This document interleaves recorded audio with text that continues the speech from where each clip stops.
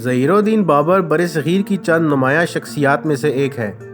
اگرچہ بابر کی تاریخی اہمیت اس کی برصغیر پر فتوحات پر منحصر ہے، لیکن بابر کی برصغیر آنے سے پہلے کی زندگی کو نظر انداز نہیں کیا جا سکتا۔ بابر کا شجرہ نسب والد کی طرف سے تیمور سے ملتا ہے، جبکہ والدہ کی جانب سے چنگیز خان سے ملتا ہے۔ اس طرح اس کی رگوں میں بیک وقت منگولوں کی طاقت اور ترکوں کی بہادری شامل تھی۔ وہ ایک مغل نہیں تھا، جیسا کہ اس نے اپنی سوانح عمری میں لکھا ہے۔ اپنی سوانح عمری میں بابر لکھتا ہے کہ وہ ایک ترک ہے، لیکن برصغیر کے لوگ تمام مسلمان حملہ آوروں کو مغل کہتے تھے۔ اسی طرح مغلیہ سلطنت کا نام مشہور ہوا۔ بابر 24 فروری 1483 میں فرغانہ کی ریاست میں پیدا ہوئے، جو کہ سینٹرل ایشیا کی چھوٹی سی ریاست تھی۔ بابر کا اوریجنل نیم ظہیر الدین محمد تھا، لیکن وہ اپنی زندگی کی شروعات سے ہی اپنے پیٹ نیم بابر سے جانا جانے لگا، جس کا مطلب تھا ٹائیگر۔ بابر کے والد کا نام عمر شیخ مرزا تھا، جو کہ فرغانہ کے حکمران تھے۔ عمر شیخ مرزا جون 1494 کو وفات پا گئے۔ جب بابر کے والد کا انتقال ہوا تو اس وقت بابر کی عمر صرف 11 سال تھی، لیکن اس کو جلد ہی احساس ہوا کہ اس کا واسطہ انتہائی خطرناک اور مضبوط دشمنوں سے ہے۔ بابر کے رشتہ دار، درباری اور ازبیکس اس کی راہ میں رکاوٹ تھے، لیکن جلد ہی اس نے تمام رائول پر فتح حاصل کر لی اور سلطنت کی باغ دوڑ اپنے ہاتھوں میں لے لی۔ سلطنت پر قدم مضبوط کرنے کے فوراً بعد بابر کی نظریں سمرقند پر مرکوز ہو گئیں۔ سمرقند میں بابر کے انٹرسٹ کی بڑی وجہ یہ تھی کہ سمرقند بابر کے جد تیموری سلطنت کا کیپٹل رہا تھا۔ سمرقند اس وقت تہذیب و تمدن کے لحاظ سے ایک مشہور شہر سمجھا جاتا تھا، جس میں عظیم الشان مساجد، تعلیمی ادارے، باغات، محلات اور دیگر لوازمات شامل تھے۔ 1496 میں بابر نے پہلی مرتبہ سمرقند پر حملہ کیا، لیکن وہ اسے فتح کرنے میں ناکام رہا۔ 1497 میں اس نے دوبارہ حملہ کیا، لیکن اس مرتبہ وہ کامیاب ہو گیا، لیکن یہ فتح زیادہ پائیدار ثابت نہ ہو سکی۔ مشہور ہسٹورین لین پول کے مطابق صرف 100 دنوں کے لیے بابر نے اس خوبصورت شہر سے محظوظ ہوا اور پھر اس کو کھو دیا۔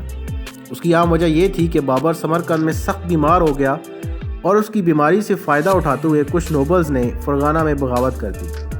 بابر کو جلد ہی واپس فرغانہ جانا پڑ گیا، لیکن جب وہ واپس پہنچا تو اس کی توقعات کے برعکس فرغانہ باغیوں کے کنٹرول میں جا چکا تھا۔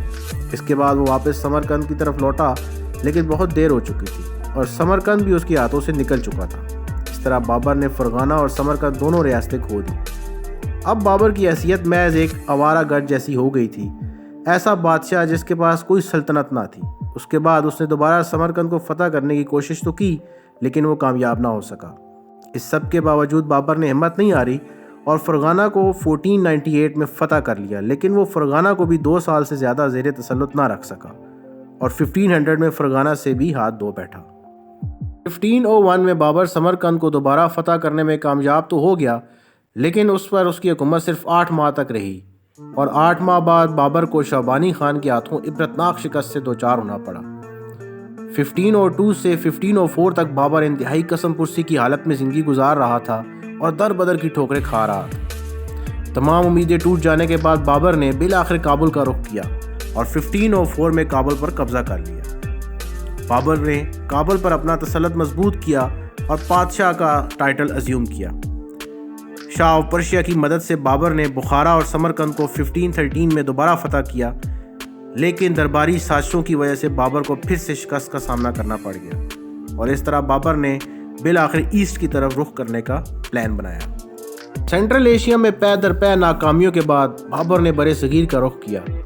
برصغیر کے سیاسی حالات اور بابر کی برصغیر سے متعلق معلومات نے بابر کو ایک اہم وجہ فراہم کی، جس وجہ سے بابر نے برصغیر کا رخ کیا۔ بابر نے برصغیر پر متعدد حملے کیے۔ 1519 میں بابر نے پہلی مرتبہ برصغیر پر لشکر کشی کی اور باجوڑ اور بھیرا کو فتح کر لیا۔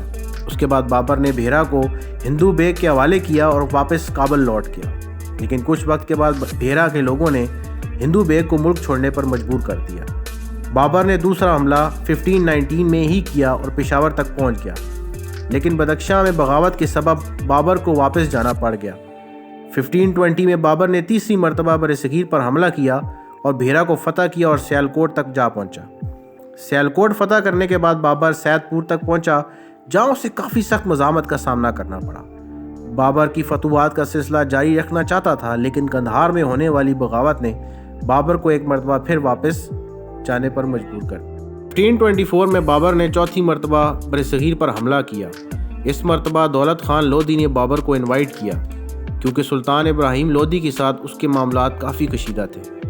بابر چونکہ پہلے سے ہی برصغیر پر حملہ کرنے کا سوچ رہا تھا، اس نے اس موقع کو غنیمت جانا اور پنجاب پر حملہ کر دیا۔ اس طرح لاہور، دیپال پور اور جلندھر اس نے فتح کر لیے۔ ان فتوحات کے بعد دولت خان یہ توقع رکھ رہا تھا کہ بابر پنجاب اس کے حوالے کر دے گا اور خود واپس کابل چلا جائے گا، لیکن دولت خان لودھی کی توقعات کے برعکس بابر نے اسے صرف 2 ضلع یعنی جلندھر اور سلطان پور کی آفر کی، تو وہ بابر کے خلاف ہو گیا اور بغاوت شروع کر دی۔ بابر نے دولت خان لودھی کو عبرتناک شکست دی اور اس طرح دولت خان لودھی کو پہاڑوں کی طرف دھکیل دیا۔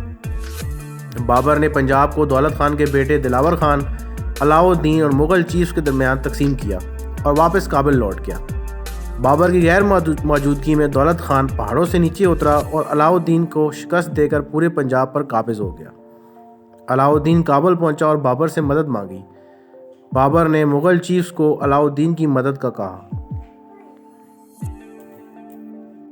بابر کو بتایا گیا کہ علاؤ الدین دولت خان کے ساتھ مل چکا ہے، تو اس پر بابر نے خود برصغیر پر چڑھائی کرنے کا فیصلہ کیا اور پنجاب پر دوبارہ اپنا تسلط قائم کر لیا۔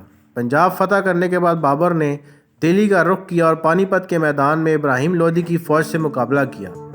ابراہیم لودھی کو شکست دینے کے بعد بابر نے دلی اور آگرہ پر قابض ہونے میں کامیاب ہو گیا۔ اس کے بعد بابر نے میواڑ کے راجہ رانا سانگا سے بھی جنگ کی۔ بابر کی فوج کی سپاہی رانا سانگا کی کثیر تعداد فوج دیکھ کر خوفزدہ ہو گئے۔ ان حالات کو دیکھ کر بابر نے اپنی فوج کے دل میں بہادری اور جنگ لڑنے کا جذبہ پیدا کرنے کی غرض سے شراب کے مٹکے توڑ ڈالنے اور دوبارہ کبھی شراب کو ہاتھ تک نہ لگانے کی قسم اٹھائی۔ اس کے بعد بابر کے سپاہی جذبے اور بہادری سے لڑے اور راجپوتوں کو عبرتناک شکست سے دوچار۔ فتوحات کے بعد بابر نے برصغیر پر تقریباً 4 سال حکومت کی اور 1530 میں انتقال کر گئے۔ یہ تھی مغل سلطنت کے پہلے بادشاہ ظہیر الدین بابر کے متعلق چند اہم معلومات۔ مزید ویڈیوز کے لیے ہمارے چینل کو سبسکرائب کریں۔